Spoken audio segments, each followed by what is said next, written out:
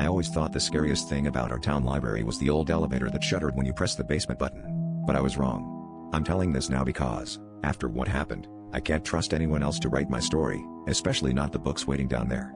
People whisper about the forbidden section, the one behind the rusted iron gate with a sign that says staff only, but nobody ever mentions the way the earth thickens, like it's holding its breath, every time you get too close.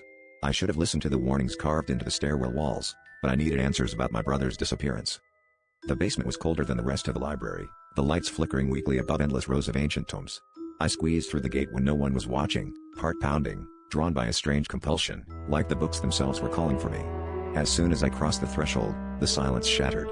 Hundreds of voices whispered my name in 1,000 accents, pages fluttering as if alive, and then the books started to bleed.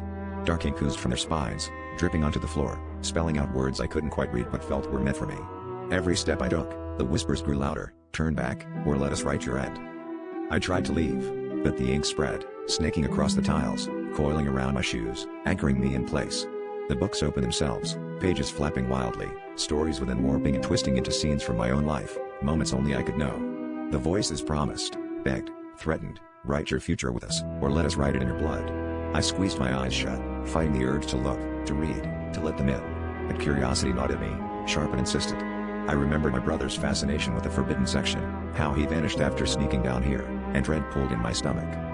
Suddenly, a book snapped shut behind me, its cover slick with ink and something darker. I heard my brother's voice echo from within, pleading for help, his story unfinished. The ink crept higher, cold and alive, as the books shrieked, "Stay, and become one of us." I realized then, this wasn't a library for reading, but for feeding, on secrets, on lives, on futures. I tore myself free, ink burning my skin, and stumbled upstairs, the screams of unfinished stories chasing me.